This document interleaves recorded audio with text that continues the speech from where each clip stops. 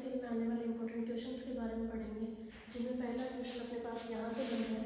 Computer के कितने प्रकार होते हैं? कंप्यूटर के 3 टाइप होते हैं, एनालॉग, डिजिटल और हाइब्रिड। इसमें जो डिजिटल कंप्यूटर है उसके 4 टाइप होते हैं, super computer, main frame, mini computer, micro computer. Direct अगर पूछा जाए कंप्यूटर के टाइप तो ये डायरेक्ट में नहीं आता। कंप्यूटर के जो मेन टाइप है वो तो एनालॉग, डिजिटल और हाइब्रिड होते हैं, और जो डिजिटल है उसी के ही 4 टाइप होते हैं। इनमें से पहला टाइप अपने पास सुपर कंप्यूटर है। सुपर कंप्यूटर है वो सबसे शक्तिशाली कंप्यूटर होते हैं जिनको परमाणु हथियारों में उनके परीक्षण में उपयोग में लिया जाता है। जो पहला सुपर कंप्यूटर है वो है CTC 6600, जिसको 1964 में बनाया गया था। और जो भारत का पहला कंप्यूटर है वो है अपने पास परम। और यहाँ से इसमें सुपर कंप्यूटर के उपयोग पूछे जाते हैं। पहला उपयोग यहाँ से आता है कि मौसम की भविष्यवाणी में, दूसरा आता है नेविगेशन में, और तीसरा आता है नाभिकीय रिएक्टरों में। उसके बाद दूसरा अपने पास है main frame computer. Super computer के बाद दूसरा जो सबसे शक्तिशाली कंप्यूटर आता है वो आता है अपने पास मेन फ्रेम। यहाँ से जो मिनी कंप्यूटर है उसमें से कोई क्वेश्चन नहीं बनता। और जो फोर्थ है वो है माइक्रो कंप्यूटर। माइक्रो कंप्यूटर जैसे मोबाइल हो गया, लैपटॉप, PDA और डेस्कटॉप, ये सारे माइक्रो के टाइप है। बिजनेस में सबसे ज़्यादा इन्हीं कंप्यूटरों को काम में लिया जाता है। उसके बाद अपने पास कंप्यूटर के लाभ है, जिसमें पहला तो अपने पास आता है शुद्धता। इसमें कि कंप्यूटर को जो भी डेटा दिया जाता है उसका वो एकदम सही रिजल्ट निकालता है, मतलब इसमें कोई दिक्कत नहीं आती, तो वो होती है इसकी शुद्धता। दूसरा होता है परिश्रमशीलता। परिश्रमशील का मतलब है कि कंप्यूटर को चाहे कितना भी काम करवा लो कभी थकता नहीं है, मतलब वो परिश्रमशील है। तीसरा आता है उच्च संचयन क्षमता, मतलब उसकी जो स्टोरेज की कैपेसिटी है वो बहुत ज़्यादा होती है। इसके बाद आता है विविधता। विविधता का मतलब है कि ज़रूरी नहीं कि कंप्यूटर से सिर्फ एक ही काम करवाया जाए। विविधता है कि मतलब कंप्यूटर से कितने भी काम करवाए जा सकते हैं, लेकिन इसकी एक कमी भी है, बुद्धि का अभाव। इसका मतलब है कंप्यूटर खुद से कुछ भी काम नहीं कर सकता, इसमें बुद्धि का अभाव है। इसको जो भी काम दिया जाएगा वो ये इतना कर सकता है। आगे के अपने पास क्वेश्चन है यहाँ से, जैसे कंप्यूटर के घटक। कंप्यूटर के मेन 2 घटक होते हैं, पहला तो होता है हार्डवेयर, दूसरा होता है सॉफ्टवेयर। जो सॉफ्टवेयर है उसके भी 2 टाइप है, एक तो होता है सिस्टम सॉफ्टवेयर, एक होता है एप्लीकेशन सॉफ्टवेयर। हार्डवेयर कौन सी चीज़ें होती है? हार्डवेयर वे चीज़ें होती है जिनको देख सकते हैं, छू सकते हैं। लेकिन सॉफ्टवेयर में क्या आता है? इसमें सॉफ्टवेयर में होता है जिसको अपन देख नहीं सकते और महसूस नहीं कर सकते।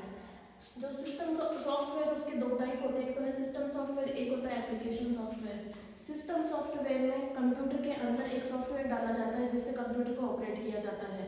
और जो एप्लीकेशन सॉफ्टवेयर है वो होते हैं ऐप्स सारे जिनको अपन डाउनलोड करते हैं।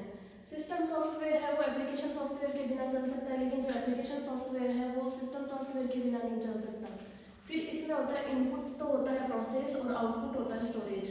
जब कंप्यूटर को डेटा देते हैं तो पहले वो प्रोसेसिंग में जाता है, फिर उसका आउटपुट मिलता है और फिर उसका स्टोरेज होता है। अब यहाँ से अपने पास क्वेश्चन आते हैं कि इनपुट डिवाइस कौन से होते हैं। इनपुट डिवाइस वो डिवाइस है जो कंप्यूटर को अपन डेटा देते हैं। इनमें अपने पास आता है कीबोर्ड, माउस, स्कैनर, और फिर ये डेटा प्रोसेस होता है मदरबोर्ड से। फिर इसका आउटपुट मिलता है प्रिंटर से, मॉनिटर से और स्पीकर से।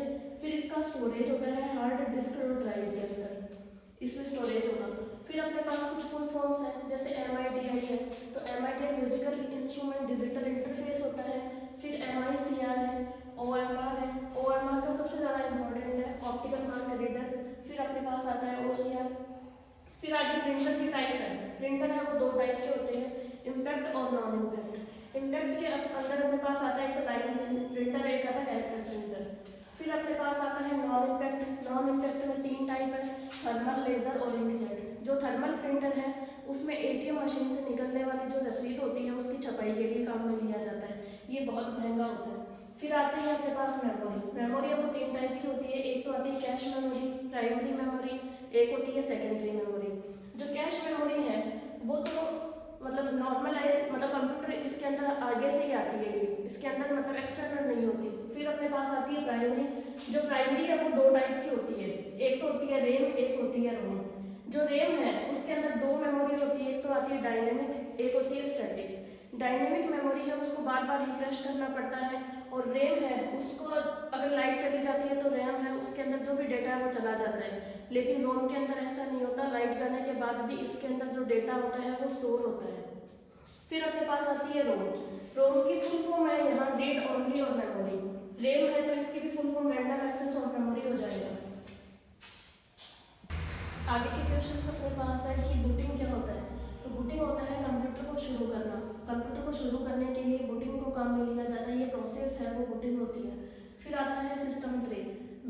में जो प्रोग्राम होते हैं उसको होल्ड करने के लिए सिस्टम ट्रे को काम में लिया जाता है। फिर आता है स्नीपिंग टूल। स्नीपिंग टूल होता है कंप्यूटर में स्क्रीनशॉट लेने के लिए। इंटरनेट है तो इंटरनेट पब्लिक नेटवर्क होता है, इसमें एक ISP होता है जिसको अपन इंटरनेट सर्विस प्रोवाइडर बोलते हैं। फिर आता है मॉडेम। तो मॉडेम को जो मॉडेम होता है वो डिजिटल सिग्नल को एनालॉग में बदलता है। इंटरनेट कनेक्टिविटी की टाइप है, जिस इन सब से अपन इंटरनेट है वो कनेक्ट कर सकते हैं। फिर आता है इंट्रानेट। इंटरनेट होता है वो पब्लिक नेटवर्क है और जो इंट्रानेट है वो एक प्राइवेट नेटवर्क होता है। फिर कुछ फुल फॉर्म्स हैं, जैसे URL है तो यूनिफॉर्म रिसोर्स लोकेटर हो जाएगा। फिर DNS है तो डोमेन नेम सिस्टम हो जाएगा। HTTP है तो हाइपर टेक्स्ट ट्रांसफर प्रोटोकॉल हो जाएगा। CD कॉम्पैक्ट डिस्क है और DVD है वो डिजिटल वर्सेटाइल डिस्क हो जाएगा। फिर आते हैं सर्च इंजन्स।